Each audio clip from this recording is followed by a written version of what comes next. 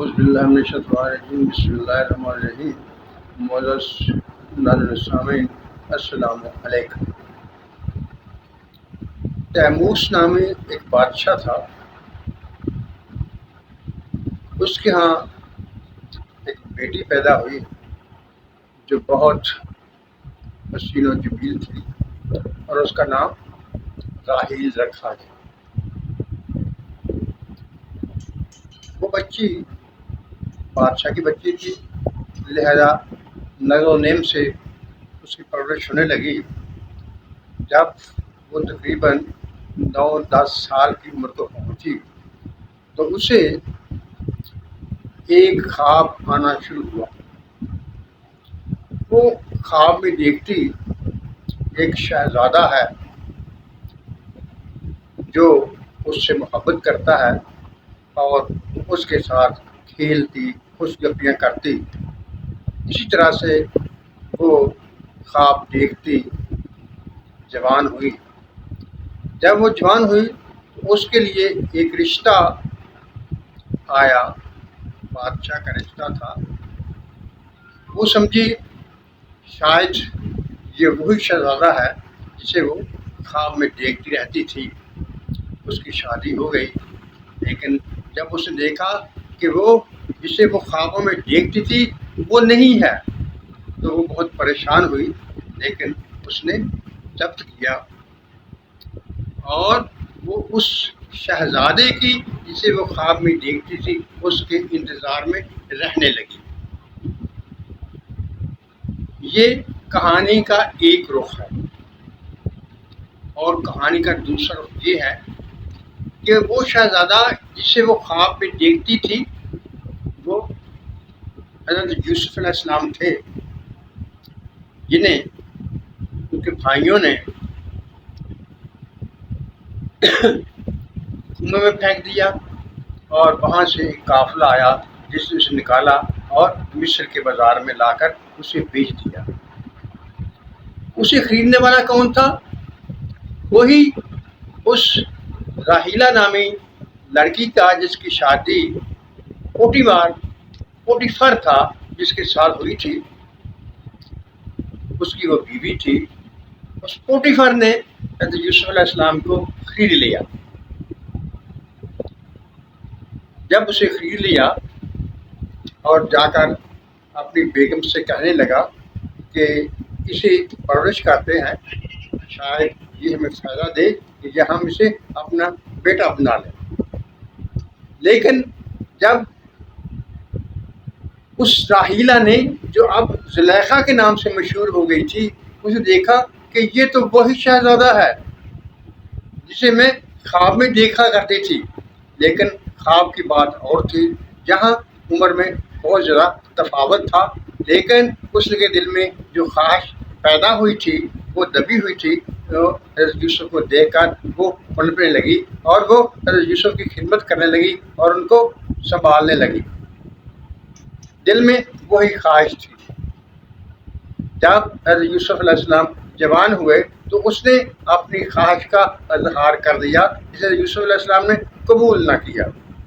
قرآن شریف میں بھی اسی طرح سے موجود ہے کہ اس زلیخا نے کمروں کے دروازے بند کر دیے اور ان سے کہا، لیکن حضرت یوسف علیہ السلام نے انکار کر دیا اور وہ اپنے آپ کو بچانے کے لیے بھاگے۔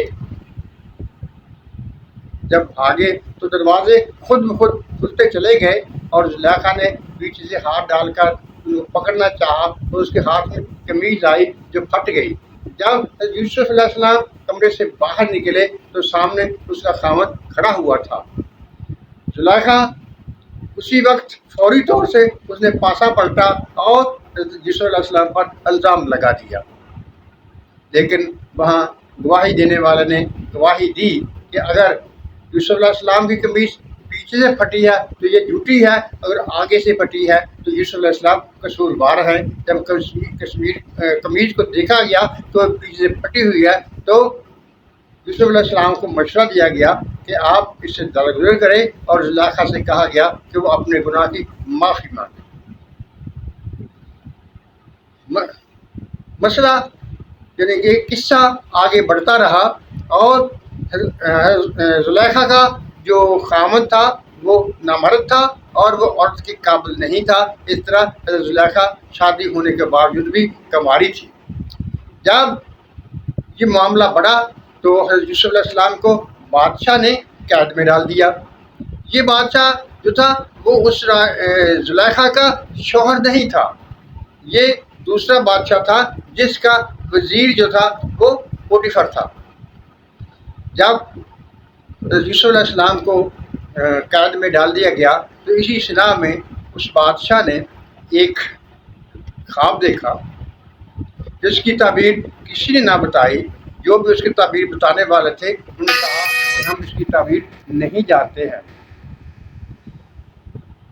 اس میں جب حضرت یوسف علیہ السلام کو قید میں ڈالا گیا تھا تو دو اور بھی تھے نوجوان جن کو قید میں ڈالا گیا تھا، انہوں نے بھی خوابیں دیکھی ہوئی تھی. اس کی تعبیر کیونکہ حضرت یوسف علیہ السلام نے بتائی ہوئی تھی، لہٰذا ان میں سے ایک نے بادشاہ کو مشورہ دیا کہ آپ ایک آدمی ہے جیل میں ہے، قید میں ہے، اس سے پوچھ کر آتا ہوں، میں پھر آپ کو بتاؤں گا. اس نے پوچھ کر جب آیا تو اس بادشاہ کو بتا دیا تو بادشاہ بہت خوش ہوا. اس نے یوسف علیہ السلام کو اپنے پاس بلایا اور انہیں اپنے ساتھ رہنے کو کہا. تو یوسف علیہ السلام نے کہا کہ آپ مجھے زراعت کا وزیر بنا دیجیے، میں جانتا بھی ہوں سب کچھ ٹھیک ہو جائے گا. لہذا وہ بات تو سب نے سنی ہوئی ہے کہ جب 7 سال جو تھے وہ قید کیا ہے، قید کے بعد اس میں حضرت یوسف علیہ السلام اپنے بھائیوں سے ملے، سب کچھ ہوا. لیکن اس عرصے میں وہ بادشاہ جو تھا وہ فوت ہو گیا اور یوسف علیہ السلام وہ خود جو ہے وہ بادشاہ بن گئے. اب دوسری طرف کی بات سن لیجیے. وہ جو زلیخا کا خاوند تھا وہ بھی اس عرصے میں فوت ہو گیا. اب دیکھیے کہ یوسف علیہ السلام کی عمر اور زلیخا کی عمر میں بہت فرق تھا، لیکن وہ جو شروع میں ان کے دل میں خواہش پیدا ہوئی تھی اس کو انہوں نے دل میں چھپایا ہوا تھا اور اسی کو ساتھ لے کر بڑھتی رہیں. آخر کار زلیخا بوڑھی ہو گئی، لیکن وہ شمع عشق جو تھی وہ دل میں موجود تھی. ایک دن اس کو مشورہ دیا گیا کہ یوسف علیہ السلام نے اس راستے سے آنا ہے، آپ اس راستے میں بیٹھ جائیے تو آپ ان سے ملاقات کر سکتی ہیں. جب یوسف علیہ السلام اس راستے پر آئے تو اس نے اپنا مدعا بیان کیا اور کہا کہ میں وہی زلیخا ہوں جس کے ساتھ یہ واقعہ آپ کے سامنے ایک ساتھ کیا تھا. حضرت یوسف علیہ السلام نے اس کو اپنے ساتھ لائے اور اللہ تعالیٰ سے دعا کی. اللہ تعالیٰ نے جیسا کہ روایات میں موجود ہے اس کو دوبارہ جوانی دے دی اور وہ جوان ہو گئی اور اس کے ساتھ حضرت یوسف علیہ السلام نے نکاح کر لیا. اس سے پہلے حضرت یوسف علیہ السلام کی اور بیوی نہیں تھی. کہا جاتا ہے کہ ان کی ایک بیوی تھی، لیکن جہاں تاریخ میں تھوڑا سا اختلاف ہے. حضرت زلیخا ہی آپ کی بیوی تھی اور زلیخا ہی سے آپ کے 2 بچے ہوئے، منشا اور افراہیم.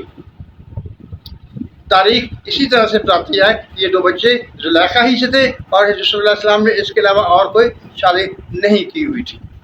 دیکھیے جیسا کہ آپ نے تھمبنیل میں پڑھا، خواہش کی پرورش. حضرت زلیخا کے دل میں جو خیال پیدا ہوا تھا خواب دیکھنے کے بعد اس کو انہوں نے دل میں رکھا اور اس کی پرورش کرتی رہی. آخر کار اللہ تعالیٰ نے ان کو آپس میں ملا دیا. دیکھیے یہ قصہ قرآن شریف میں پورے کا پورا بیان ہوا ہے، لیکن اس قصے کو اللہ تعالیٰ نے اصل القصص بھی کہا ہے. اس میں بہت سے راز پوشیدہ ہیں. اگر ہم اس پر غور و فکر کریں تو ہمیں بہت سے راز سامنے نظر آتے ہیں اور جو صورتحال ہے وہ صحیح طور پر سامنے آ جاتی ہے. یعنی اگر ایک خیال انسان کے دل میں پیدا ہوتا ہے تو وہ اسے ساری عمر نہیں نکال سکتا. دوسرا، جب اللہ سے لو لگائی جاتی ہے تو اللہ اپنے مقصد میں انسان کو کامیاب کر دیتا ہے. اس قصے میں اور بھی باتیں ہیں، لیکن وہ میں نے جو قصہ آپ کے سامنے رکھا تھا وہ ایک حصہ ہے، یعنی یوسف علیہ السلام اور زلیخا کا جو واقعہ ہے وہی میں نے سامنے بیان کیا ہے. اللہ تعالیٰ ہم سب پر رحمتوں کی بارش کرے، ہمیں سچ بولنے، سچ سننے اور سچ پر قائم رہنے کی توفیق عطا فرمائے. آمین. اللہ حافظ.